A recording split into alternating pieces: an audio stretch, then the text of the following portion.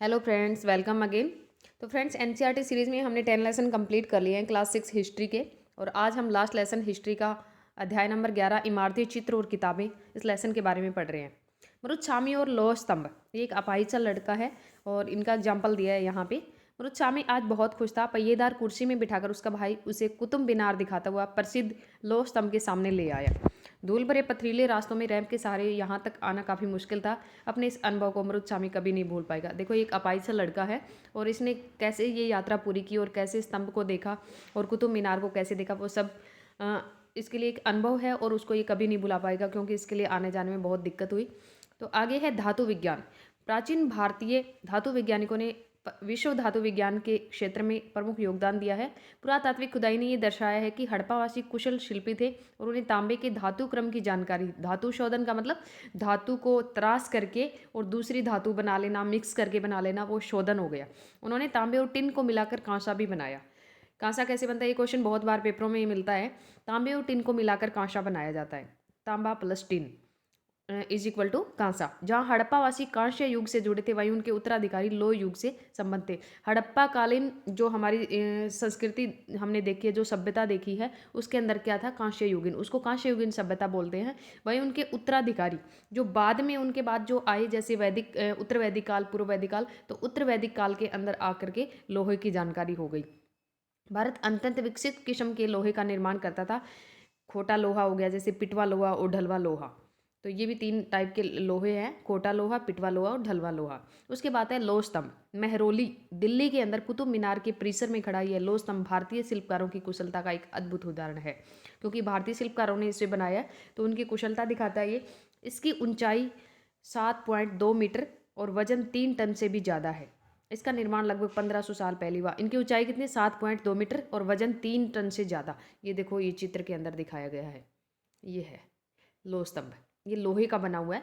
इसका निर्माण लगभग 1500 साल पहले हुआ। इसके बनने की समय की जो जानकारी है, मैं इस पर खुद ही अभिलेख से मिलती है। इसमें चंद्र नाम के एक शासक का जिक्र है।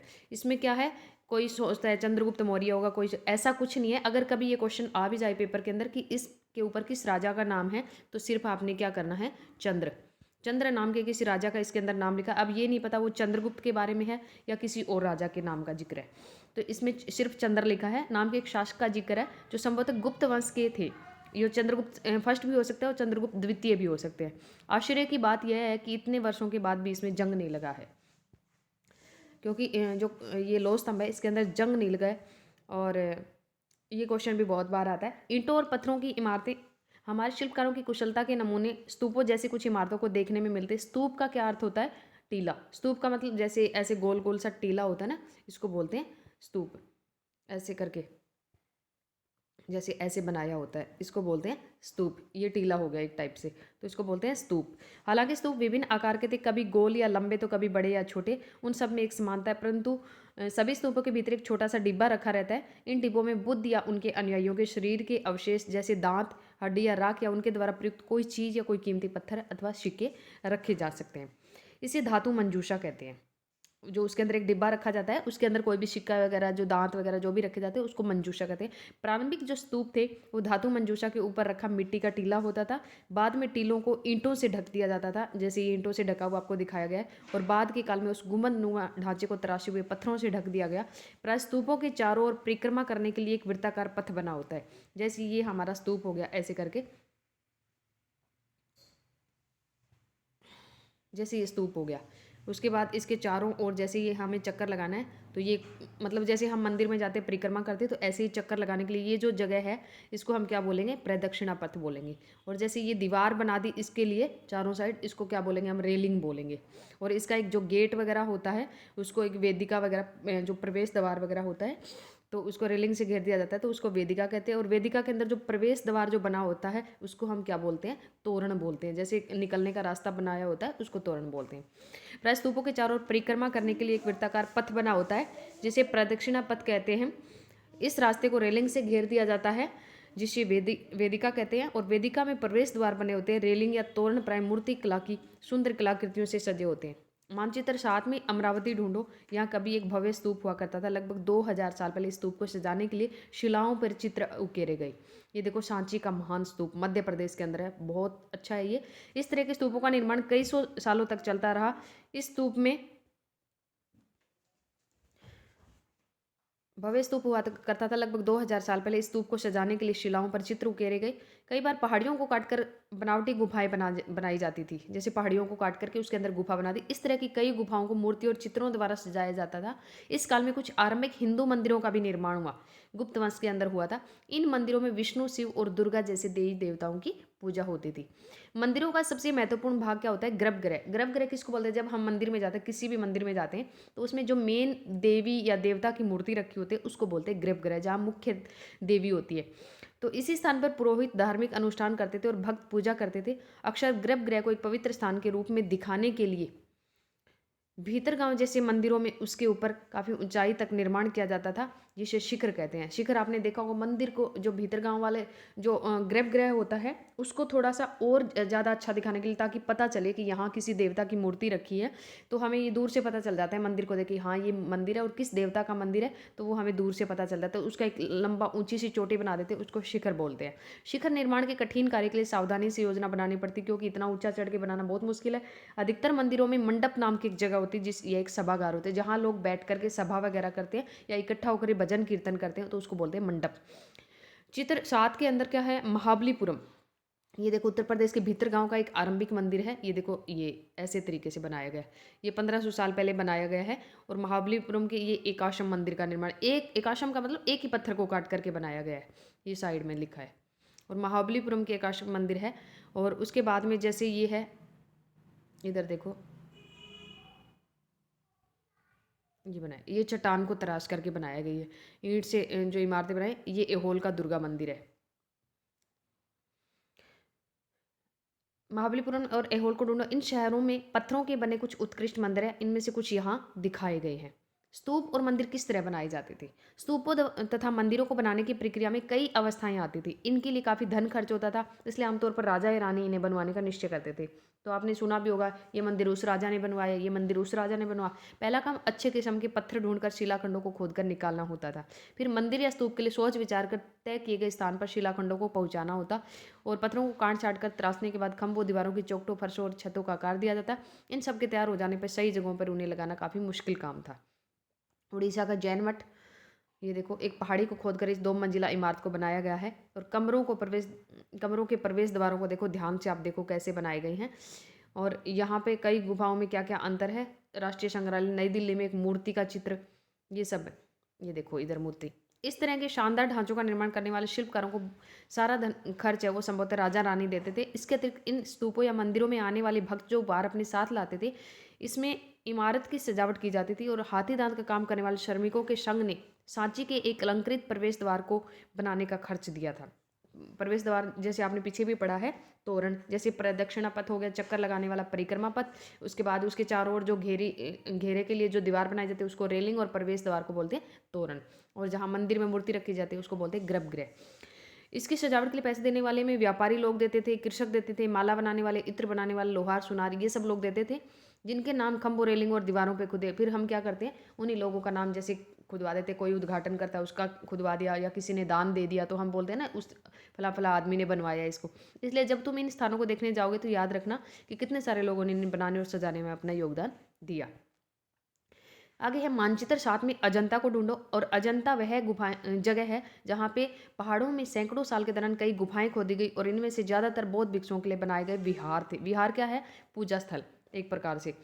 और जैसे पूजा करने वाले लोग अपना ध्यान लगा के बैठते थे या विहारों के अंदर शरण लेते थे। इनमें से कुछ को चित्रों द्वारा सजाया गया। यहाँ इनके लिए उदाहरण दिए गए। गुफाओं के अंदर अंधेरा होने की वजह से अधिकांश चित्र मशालों की रोशनी से बनाए गए थे। मशाल ले लेकर के उनकी रोशनी से इनको बनाया गया था। इन चित्रों के रंग 1500 साल बाद भी चमकता रहे और ये रंग पौधों और खनिजों से बनाए गए थे। इन महान कृतियों को बनाने वाले कलाकार अज्ञात है, उनका नाम हमें नहीं पता है। आगे है पुस्तकों की दुनिया। इस युग में प्रसिद्ध महाकाव्यों की रचना की गई। इन उत्कृष्ट रचनाओं में स्त्री पुरुषों की वीर गाथाएं और देवताओं से जुड़ी कथाएं हैं। करीब 1800 साल पहले एक प्रसिद्ध तमिल महाकाव्य शिल्पदीकारम की रचना इलांगो नामक कवि ने की। इसमें कोलवन नाम के एक व्यापारी की कहानी है और वह पुहार में रहता है। इसके अंदर क्या है, एक तमिल महाकाव्य है ये, शिल्पदिकारम। और इसकी रचना किसने की थी? इलांगो नाम का एक कवि था, उन्होंने की थी। और इसमें किसकी कहानी बताई है? कोवलन नाम का एक व्यापारी है, उनकी कहानी है। और वह कहाँ रहता है? पुहार में रहता है। और अपनी पत्नी कनग्गी, उनकी पत्नी थी कनग्गी, उनकी उपेक्षा करके वो क्या करता है, एक नर्तकी थी माधवी, उससे प्यार करने लगा। और बाद में वह और कनगी है वो पुहार छोड़कर चले गए, मतलब वह अपनी पत्नी के साथ चला गया। और फिर क्या किया, पांड्य राजा के दरबारी जोहरी ने कोवलन पर चोरी का झूठा आरोप लगाया, जिस पर राजा ने उसे प्राण दंड दे दिया। कनगी जो अभी भी उससे प्रेम करती, उसकी पत्नी फिर भी प्रेम करती थी, हालांकि वो नर्तकी से प्रेम करता था। इस अन्याय के कारण दुख और रोष से वह भर गई। उसने मदुरई शहर का फिर विनाश कर दिया। ये कहानी है। इसके अंदर सिद्धिकारम से लिया गया एक वर्णन देखो। यहाँ कवि ने कनगी के दुख का वर्णन इस तरह से किया है। ओ मेरा दुख तो देखो, तुम मुझे सांत्वना तक नहीं दे सकते। क्या ये सही है कि विशुद्ध सोने से भी सुंदर तुम्हारा शरीर बिना धूला और धूल से सना यूं ही पड़ा है? ये कहाँ का न्याय है कि गोधूलि की इस स्वर्णिम आभा में फूल माला से ढके सुंदर वक्षस्थल वाले तुम जमीन पर गिरे पड़े हो। मैं अकेली असहाय एताश होकर खड़ी हूँ। क्या ईश्वर नहीं है? क्या इस देश में ईश्वर नहीं है?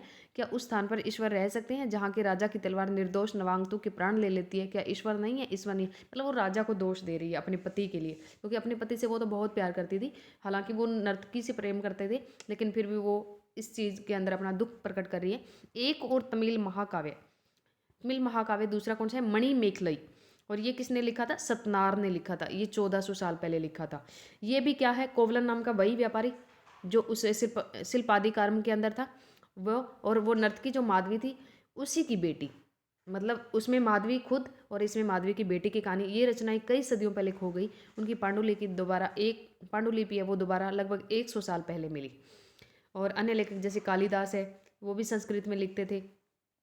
तो मेघदूत का एक श्लोक है, यहाँ उनकी सबसे प्रसिद्ध रचना मेघदूत का एक अंश दिया गया है। यहाँ एक विरही प्रेमी बरसात के बादल को अपना संदेश वाक बनाने की कल्पना करता है। देखो इसमें किस तरह कवि ने बादलों को उत्तर की ओर ले जाती ठंडी हवा का वर्णन किया है। तुम्हारे बौछारों से मुलायम हो उठी मिट्टी की भीनी खुशबू से भरे हाथियों की सांस में बसी जंगली गूलर को पकाने वाली शीतल ब्यार तुम्हारे साथ धीरे धीरे बहेगी। क्या तुम्हें लगता है कि कालिदास को प्रकृति प्रेमी कहा जा सकता है? मतलब प्रकृति का इन्होंने भी जिक्र किया है, संस्कृत में ही लिखते थे। और पुरानी कहानियों का संकलन और संरक्षण। हिंदू धर्म से जुड़ी कई कहानियाँ जो बहुत पहले से प्रचलित थी, इसी काल में लिखी गई हिंदू धर्म की, जैसे तमिल महाकाव्य। और अब ये हिंदू धर्म आ गया, इसमें पुराण भी शामिल है। पुराण का क्या अर्थ होता है? प्राचीन। पुराणों में विष्णु, शिव, दुर्गा और पार्वती जैसे देवी देवताओं से जुड़ी कहानियां हैं। इसमें इन देवी देवताओं की पूजा की विधियां भी दी गई है, भी कैसे उनकी पूजा कर सकते हैं हम, किस तरीके से कर सकते हैं। इनके अतिरिक्त इसमें संसार की सृष्टि और राजाओं के बारे में भी कहानियां हैं। अधिकतर पुराण है वो सरल संस्कृत श्लोक में लिखे गए हैं, जिससे सब उन्हें सुन और समझ सके। स्त्रियां और शूद्र जिन्हें वेद पढ़ने की, स्त्रियों को वेद पढ़ने की अनुमति नहीं थी, और शूद्र लोग उनको वेद पढ़ने की अनुमति नहीं थी, वे भी इसे सुन सकते थे। पुराणों का पाठ है वो पुजारी मंदिरों में किया करते थे, जिससे लोग सुनने आते थे। पुराण का मतलब प्राचीन। दो संस्कृत महाकाव्य महाभारत और रामायण लंबे अरसे से लोकप्रिय रहे। इनमें से कुछ बच्चे इन कहानियों से परिचित हो गए। आप लोगों ने सबने सुनी है महाभारत रामायण, देखी भी है, सुनी भी है। तो महाभारत है वो कौरवों और पांडवों के बीच के युद्ध की कहानी है। इसका उद्देश्य पूर्व वंश की राजधानी हस्तिनापुर की गद्दी प्राप्त करना था। ये कहानी तो बहुत पुरानी है, पर आज इसे जिस रूप में हम जानते हैं करीब 1500 साल पहले लिखी गई। माना जाता है पुराण और महाभारत दोनों को ही व्यास नाम के ऋषि ने संकलित किया था। महाभारत में ही भगवद गीता भी है, जिसके बारे में अध्याय 9 में पढ़ा था हमने। रामायण की कथा कौशल के राजकुमार राम के बारे में है, और उनके पिता ने उन्हें वनवास दे दिया था। वन में उनकी पत्नी सीता का लंका के राजा रावण ने अपहरण कर लिया। सीता को वापस पाने के लिए राम को लड़ाई लड़नी पड़ी। विजयी होकर कौशल की राजधानी अयोध्या लौटे। महाभारत की तरह ही रामायण की कहानी भी प्राचीन है, तो ये कोई बहुत ज़्यादा बताने वाली बात नहीं है, सबको पता है आप सबको। संस्कृत रामायण के लेखक वाल्मीकि माने जाते हैं। उसके बाद है आम लोगों द्वारा कही जाने वाली कहानी। आम लोग भी कहानियाँ कहते थे, कविताओं और गीतों की रचना करते थे, गाने गाते थे, नाचते और नाटकों को खेलते थे। इनमें से कुछ तो इस समय के आसपास जातक और पंचतंत्र की कहानियों के रूप में लिखकर सुरक्षित कर लिए गए। जातक कथाएं तो अक्सर स्तूपों की रेलिंग और अजंता के चित्रों में दर्शाई जाती थी। इनमें से एक कहानी है वो अगले पृष्ठ पे दी गई है। एक बंदर राजा की कहानी है, जिनको गुफाओं के दीवारों के ऊपर जैसे चित्रकारी करके दिखाया जाता है। एक समय बंदरों का एक महान राजा हुआ, और वह हिमालय पर गंगा के किनारे अपने 80,000 अनुयायियों के साथ रहता था। इन सारे बंदरों को एक खास आम के पेड़ के फल है वो बहुत प्रिय लगे थे। ये आम बहुत मीठे थे। इतने स्वादिष्ट आम है वो धरती पर नहीं उगते थे। एक दिन वह पका हुआ आम गंगा नदी में गिरकर बहते बहते वाराणसी पहुंच गया। उस वक्त नदी में वहाँ का राजा नहा रहा था। उनको ये आम मिल गया और वो चक्कर इतना हैरान रह गए कि इतने मीठे आम कहाँ के हो सकते हैं। तो वे राजा को हिमालय की पहाड़ी पे ले गए। जो देखभाल करने वाले लोग थे उनके, वहाँ पहुंचकर राजा और उनके दरबारियों ने खूब आम खाए। रात में राजा ने देखा कि बंदर भी पके आमों का मजा ले रहे हैं। राजा को ये बात बुरी लगी और उसने मार डालने का फैसला किया। बंदरों के राजा ने अपनी प्रजा को बचाने की एक योजना बनाई। उसने आम के पेड़ की टहनियों को तोड़कर उन्हें आपस में बांधकर नदी पर एक पुल बनाया। इससे एक छोर को वह तब तक पकड़े रहा जब तक उसकी सारी प्रजा ने नदी को पार ना कर लिया। पर इस प्रयास से वह इतना थक गया कि मरणासन होकर गिर पड़ा। राजा ने जब ये देखा तो उसे बंदर राजा को बचाने की काफ़ी कोशिश की, पर वह सफल नहीं हुआ। बंदर राजा की मृत्यु पर उसे शोक हुआ। राजा ने उसे पूरा सामान दिया। मध्य भारत में बरूद के एक स्तूप से मिले एक पत्थर पर उकेरे गए इस चित्र में उसे दिखाया गया है। आगे आता है विज्ञान की पुस्तकें। इसमें गणितज्ञ और खगोल शास्त्री आर्यभट्ट ने संस्कृत में आर्यभट्टियम नामक पुस्तक लिखी और उन्होंने लिखा कि दिन और रात है वो पृथ्वी के अपनी धुरी पर चक्कर काटने की वजह से होते हैं, जबकि लगता है कि रोज़ सूर्य निकलता और डूबता है। उन्होंने ग्रहण के बारे में एक वैज्ञानिक तर्क दिया। उन्होंने वृत्त की परिधि को मापने की भी विधि ढूंढ निकाली जो लगभग उतनी सही है जितनी कि आज प्रयुक्त होने वाली विधि। ब्राह्ममिहिर, ब्रह्मगुप्त और भास्कराचार्य कुछ अन्य गणितज्ञ और खगोलवेता थे जिन्होंने कई खोजें की। इसके बारे में हम और पता लगाए। शून्य अंकों का प्रयोग सबसे पहले से होता है, पर अब भारत के गणितज्ञों ने शून्य के लिए एक नई चिन्ह का आविष्कार किया। गिनती की पद्धति अरबों द्वारा अपनाई गई और इस यूरोप में भी फैल गई। आज भी यह पूरी दुनिया के अंदर प्रयोग की जाती है।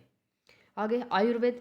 आयुर्वेद चिकित्सा विज्ञान की एक विख्यात पद्धति है जो प्राचीन भारत के अंदर विकसित हुई। प्राचीन भारत में आयुर्वेद के दो प्रसिद्ध चिकित्सक थे, चरक और दूसरा कौन सा है, सुश्रुत। चरक द्वारा चरक संहिता औषधि शास्त्र का एक उल्लेखनीय पुस्तक है और सुश्रुत संहिता में सुश्रुत ने शल्य चिकित्सा की विधियों का वर्णन किया है।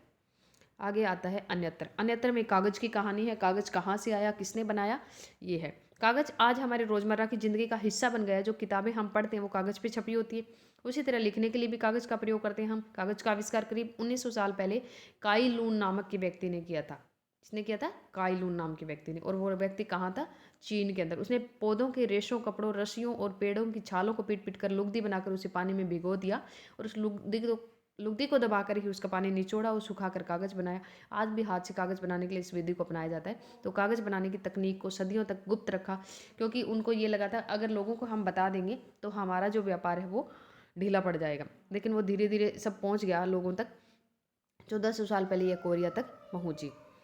इसके तुरंत बाद जापान में फैल गई और 1800 साल पहले बगदाद में पहुंची। फिर बगदाद से यूरोप, अफ्रीका और एशिया के अन्य भागों में फैली। इस उपमहाद्वीप में कागज की जानकारी है वो बगदाद से ही आई। उसके बाद जैसे इसके अंदर उपयोगी वर्ड आए हैं, स्तूप आपको पता ही है वो गोल गोल होता है जो। उसके बाद में मंदिर हो गया, चित्रकला होगी, महाकाव्य क्या होते हैं, कहानी, पुराण का मतलब प्राचीन, गणित और विज्ञान, ये सब आप लोग पढ़ते हैं। उसके बाद में स्तूप निर्माण की शुरुआत 2300 साल पहले, अमरावती 2000 साल पहले, कालिदास ने रचना कब की 1600 साल पहले, लोस्तंभ भीतरगांव का मंदिर, अजंता की चित्रकारी और आर्यभट्ट 1500 साल पहले, दुर्गा मंदिर 1400 साल पहले। अब आता है इसमें सुमेल करना। स्तूप क्या होता है, स्तूप का मतलब होता है टीला। शिखर क्या होता है, मंदिर के ऊपर जो सबसे ऊंची जो जगह होती है, गर्भगृह के ऊपर लंबाई का निर्माण जो होता है वो होता है। मंडप क्या होता है, लोगों का जो इकट्ठा होने की जगह होती है उसमें बोलते हैं मंडप। गर्भगृह क्या होता है, देवी देवता की जो मूर्ति स्थापित करने की जगह उसको बोलते हैं गर्भगृह। और प्रदक्षिणा पथ क्या होता है, स्तूप के चारों ओर जो वृत्ताकार जो एक पथ होता है जहाँ हम लोग चक्र लगाते हैं उसको बोलते हैं। गणितज्ञ कौन थे, आर्यभट्ट। और देवी देवताओं की कहानियाँ मिलती हैं। संस्कृत रामायण का वाल्मीकि को माना जाता है। और एक शिल्पादिक्रम और एक हमारा मणिमेखली, ये दो तमिल महाकाव्य है। और देवी देवताओं की जो कहानियाँ हैं वो किसके अंदर मिलती है वो हमने अभी पढ़ा था पीछे ही।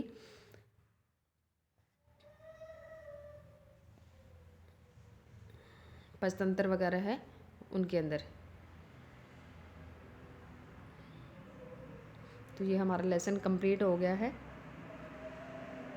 सॉरी, पंचतंत्र के अंदर नहीं, पुराणों के अंदर मिलती है देवी देवताओं की कहानियाँ। तो आज का ये लेसन हमारा कंप्लीट हुआ और इसी के साथ 6th क्लास की हिस्ट्री है वो हमारी कंप्लीट हो गई।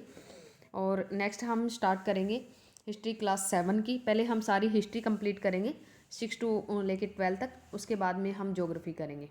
ज्योग्राफी के तो छोटे लेसन है तो दो भी हो जाएंगे एक साथ, लेकिन ये बेस है, इसको बहुत अच्छे से आपको पढ़ना है। तो आज के लिए इतना ही। Bye bye, take care. Next video के अंदर मिलते हैं।